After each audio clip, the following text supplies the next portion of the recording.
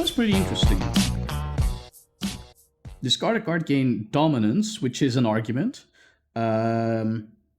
equal to its cost plus 1. Okay. Influence. We don't need to. We don't have a way to spend influence, but between a 1 cost 2 and 4 damage, which will net us 2 influence, which will be again an argument. You'll see that in play. Is pretty good. Now, we don't have a card that will allow us to prepare other cards currently natively in the deck. The last one was put into our deck by the pamphleteer, who was trying to brainwash us. So I think this card is pretty good because influence can be spent on other things later on. So we're gonna choose this card. Fine, Grifter, I'll work with you, but only until those barren monstrosities are put down. Great. So do you know where the pack went? Of course, isn't it obvious? She gestures at the markings on the ground. Just follow me. So now we've gained a party member. Even though she doesn't like us really, she's like quite neutral towards us. She will be joining our party. So we'll leave and we'll explore further. Using the information you got from Kilcare, you find the den. Scavenged scrap metal lies in a haphazardly assembled pile. As you get closer, the sound of buzzing and grinding coming from within is overwhelming. The autodogs themselves lie motionless around the den in various states of disrepair. It seems that without maintenance, they're slowly falling apart. Suddenly, one of the dogs bolts upright. Man, that's not at all what I expected from a dog. For an autodog. Alright, bro. The still functional members of the pack attack. Defend yourself. Oh, damn, there's a lot of them. Alright, so glad we got some help. They're falling apart. This should be a cakewalk. So, yes, let's do the battle tutorial because he has a special mechanic that I don't know about. So, and that will be new for you guys as well. Rook fights with a pair of aerostat pistols. The state of these weapons is reflected by his charge meter. Okay. Rook gains 1 charge at the start of every turn. Charges are consumed by some attacks and skills, while empty cells provide defense. Certain cards have enhanced effects when the charge meter is fully charged or when it is empty. Gaining charge while fully charged will produce overcharge. Each overcharge increases the max damage of all cards by 1. Overcharge is reduced by half at the end of every turn. Okay. So let's see how that actually works. So let's first have a look at the UI, right? So this is us, and this is our health bar. We have 4 charges, and only one of them is charged right now. So we also gain 1 defend at the end of our turn per empty cell, which is really interesting. It incentivizes us when we get attacks over now. This says that we will receive some damage, so 5 in total. But we would already block 3 of that, which is something that you have to keep in mind in a game like this. Because it'll basically, if we just play 1 defense instead of 2, we would already take no damage. So that's really interesting. Now then, we have our ally over here, who has her health bar. She also has something called the panic threshold. And so that means that she will panic after receiving 32 or more damage. Now what happens after you panic is basically the character will surrender for a couple of turns. Usually it's 2 turns. And then if you don't finish the battle after 2 turns, they will rejoin the battle once again and have a new panic meter. If you finish them off while they're panicked, and they will not partake in the fight, but you will still be able to target them, they will permanently die. At the end of combat as well, which I will already kind of spoil a bit, you will have opportunities to spare people or finish them off. Now, I think that's about it. So we can see what she does. So she will apply a status effect to herself, and then she will be attacked by 4. The interesting thing in this game is that you have allies, which is new to, like, Slay the Spire, for example. And you can actually play defense card on your allies as well, which I really, really enjoy. So we don't control this character directly, even though we can tell her basically to hunker down. Now she has a special ability, which is Kradeshi Regeneration, and that's her type, so I've seen a couple of people with that particular ability. And at the end of Kilka's turn, apply 2 heal. This is a species boon, so she is that species, so that's why she gets that. Now, these are the auto dogs, and so as you can see, when we mouse over these attacks here, we can actually determine who's attacking her. So we got the one on the right hand in the back, and the one on the left in the front. And I'm getting attacked by the 2 others in opposites. So we could also have a look at their more specific stuff. Apparently they drop dead loot as well, which is interesting. And they're immune to bleed and wound because they're robots. Piercing attacks do double damage though. Alright, so that's pretty much it, and all you kind of have to know, that's what's the metallic condition is. And so we're gonna primarily focus on ourselves, because currently this is not our friend or anything. And we just need her help for now, and we don't know if we want to keep her alive or not. So we're just gonna hunker down. And remember, because we're gaining 3 defense at the end of a turn because we have 3 empty charges, we don't need to find another defense. Now we could do a kick, which will do 8 for sure, which is probably for the best, because the blasts will do between 2 and 4, so at most we'll be doing 8, but we'll actually be doing less. And this one will be an improvised, but we can do a consistent 8, which we will do on one of the guys that's attacking us. We'll do this one in the front, we'll kick him for 8 damage, and that'll end our turn. Now apparently she blocked, and she got wounded. So we got a stack of wound as well. So let's have a look at this debuff. So wound attacks basically inflict 1 bonus damage on this target. At the beginning of their turn, reduce wound by 1. So we could spend 1 charge to deal 1 bonus damage. Which we will probably want to do because we're being attacked by quite a lot. Now what we also could do is gain 2 charge, but we don't have anything to spend that right away. And this is between 4 and 5, so we could maybe kill this guy. Actually, he's gonna die, so this is interesting. As soon as we mouse over here, and we can actually see that he is gonna get attacked by our friend over here. So he's gonna be dealt 3. So if we deal between 4 and 5, he's definitely gonna die. And he's attacking me, so that would take out 4 of the damage. So that's probably interesting, or already a reason enough to attack this guy first. But because it will solve 2 of our problems. So then we will gain 3, so he will die, we'll lose the 4, and then we'll actually don't have to play any defense right now. So we could hit this guy for 8 and also kill him. Oh, there's another one. Oh, so there's new ones joining the fray every time, but they don't get an attack because they just joined. Okay, so we can just end this turn. So that one dies. Then we won't take the 3 because we got the block. She'll take damage, but we don't care. Alright, so... Oh, whoa, what's that? A spark mine.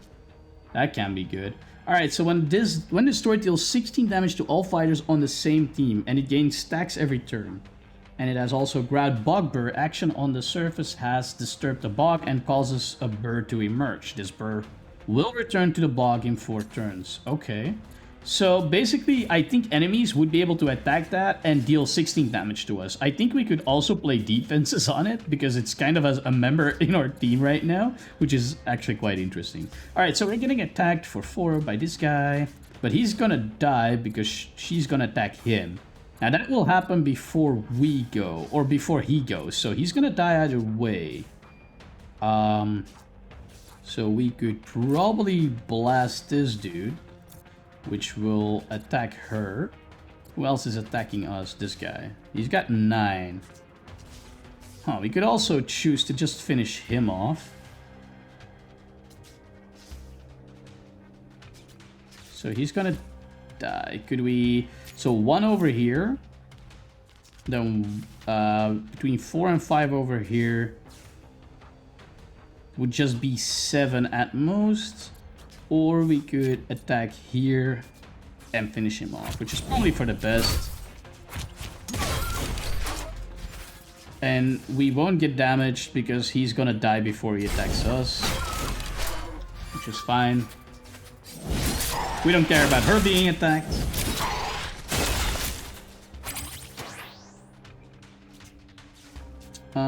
So who's attacking us? Okay, so that's taking 2 damage. So could we actually... Yeah, we could tell the Bog Mine or the Spark Mine to hunker down. That's interesting.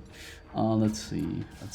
So who's attacking us? It's the one in the back, right? Okay, he's only a 6 health. So we could probably kill him with 1 shot. And then she's attacking who?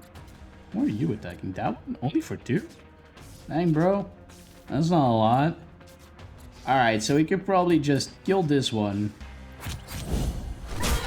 Then kill this one. And then be done with it. Ew, whoa. Defect. The next attack on this fighter does double damage and removes 1 defect. Alright. Alright. Interesting. So she's getting quite low, but it's all fine. We'll just... Wait, who are you attacking? Him for 7. Alright, so we just blast you, you'll die. And then we'll kick you to death. And that will probably be the end of this encounter. Victory. So we took no damage there. We let her tank it. We manipulated the battle in that way. That's amazing. Alright, so we'll restore resolve for 3, which is great.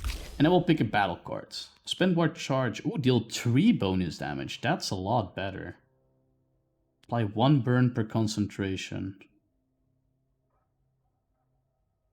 We have no ways to upgrade our concentration, so we'll probably not pick this. And this costs 1 less per empty cell. Alright, so at worst, this is a... So at best, this is a... We have 4... So if our cells are empty, this will be a 1 mana card. But at best, it's probably always going to be a 2 mana card. So this is actually less good than it seems, and this is a lot better. Because having 1 charge to spend will happen probably more than some of these others.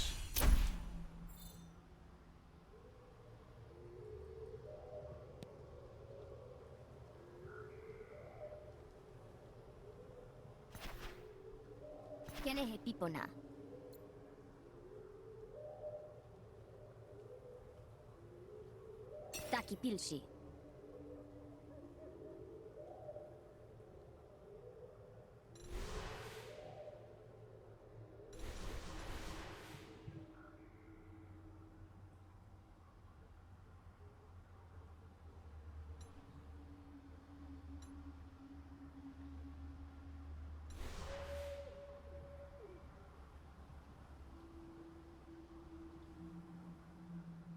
God damn it.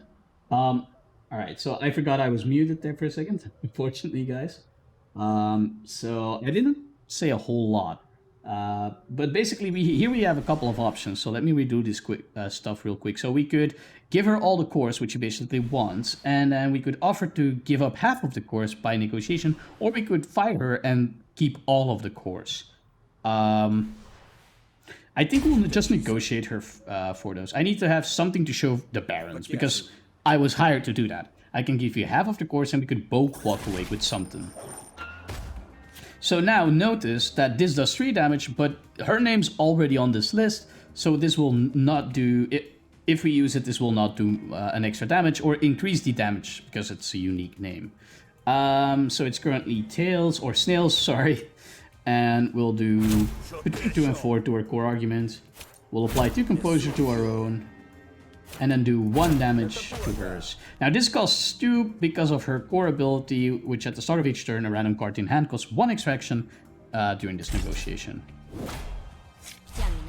So she does 4, we take 2. The barons will suck you dry. We will do 2 extra damage here. And then we'll flip once. Ooh, interesting. We'll flip again. Oh, well, okay, so we'll just... Well, we'll take 4, so I'd rather not take too much. And block, there we go. What are you even talking about? I love that, those little interactions. Alright, so Jabber, gain 2 influence.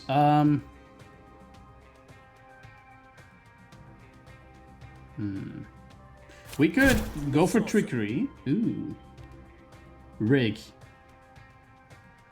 Oh, we could rig it one way. Gain 1 bonus actions or apply 3 composure.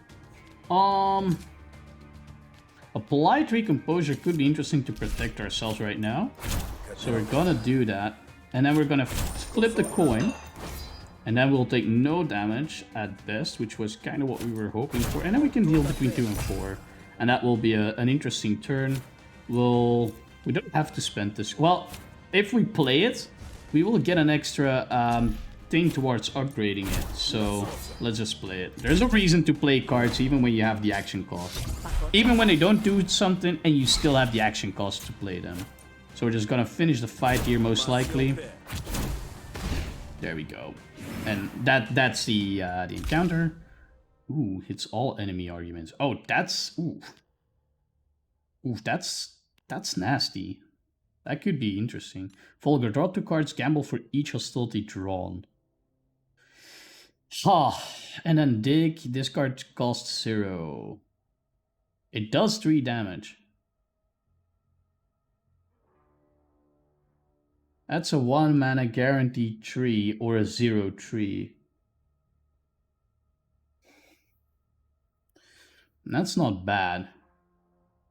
How many hostilities? We have 2 hostilities, so a 1 mana draw 2, flip coin twice isn't bad as well. We'll take this. I'm not sure if it's a great card. I still think this would be better in the early game, but maybe we could go in a hostile way later down the line. There you go. Fair enough. That sounds easier than beating you into the pulp to get them all. Until next time. And she hauls off their unearned loot. Ooh. Throwing some shade in there. Alright guys, so now we're back at the overmap and we're gonna go back to finish this quest. And then we'll turn in the quest right here. And we'll convince, so we're not done yet. We'll have to convince him that half the cores were lost. Which will start another negotiation. The pack's finished, here are the cores. Where are the rest of them? This was all I recovered, the rest were destroyed in the fight. So we'll have to convince our friend over here. He's also an appropriator. He'll steal 1 card at random from us. Let's see. So right now with it being heads, we'll definitely... We could actually go for maximum damage. And then kind of risk it on this one. But on average, this will be better. We could... It would be a kind of a coin flip. He stole Volgar, goddammit. Alright, so we'll take his name for sure. Because we kind of like that. So that will add a name to the list. I think... Let's flip it. Let's flip it another time. Alright. So that will deal between 2 and 4. There you go. So we'll still take 3, which is significant. We stole a pleasantries. So let's improvise first. We could draw 2 to go deeper into the deck, get more options, deal between 2 and 4, a 3. We could try to go for this. Yeah, okay, we got there. Oh wait, what am I saying? We were definitely gonna get there. So okay, we could choose a new negotiation card. Rig 2. So the next 2 coin flips are predetermined. That's interesting. And improvise a hostility card from your draw pile. Okay, so this steers us more towards hostility for sure. Deal max damage, prepared, gain 1 action. Ooh, wait, a 1 mana deal 4. Jesus. That's so much better than our other ones. And then gain 1 action if we prepared somehow? We're gonna take this one for now. Even, well, you know what? Let's go for the hostility route. I like that. And then this is interesting. So this Grumble over here is a card that we could actually upgrade because we've used it enough times. So now we get 2 options. Attack with this card twice, which will deal less damage on average. Well, it will average the damage, but we will gain 1 bonus damage when it is snails. Or we could, and I'm gonna choose this one, I think. Well, no, because we're going for a build this way. So we could have it deal 6 damage once and destroying it permanently, thinning out the deck, which in these kind of games are really important. But because we are currently going for a build that will rely on hostility cards, we're gonna choose this one. If we would get like an upgrade that would destroy one of these negotiation ones, we will definitely do that. So, a pity, they're expensive to replace. Oh well, good job I guess. So we finished the first mission. You get paid 75 shields, so we now have 160, which is nice. And Felimo likes us now.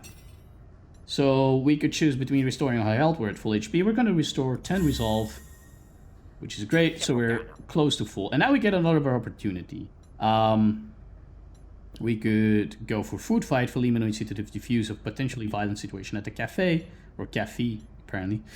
Or I'll play a no work. Jake has been shirking his duties. Felimo wants you to beat him up and set an example for the others, which sounds like something I would love to do. So we are gonna choose this opportunity. My people tell me that Sheikh, a laborer, has been shirking his responsibilities. He's been giving demerits, but it's clear he's angling for us to cancel his contract. I've seen this voluntary termination technique before. It can be permitted. Seems the simplest solution is just to give Sheikh what he wants, no? That's rather naive of you, Rook. This is clearly a ploy by the Rise, testing our authority. So what I'd like for you to do is remind Sheikh of his place. Contracts are meant to be kept. See to it that he gets a punishment he can't ignore. Alright, we're gonna accept this. Well, certainly if I thought that this would put Jake out of commission, then I'd simply ask you to kill him. Your hand was always well weighted, though. I think you'll see it through. My sources tell me you can expect to find Jake drinking. Typical. Well, no more fuzzing about it. Have at it, Captain. Oh, and I suppose you'll be wanting to requisition some supplies, but I'm afraid that's not on the table, friend. You're a contractor after all. Wow.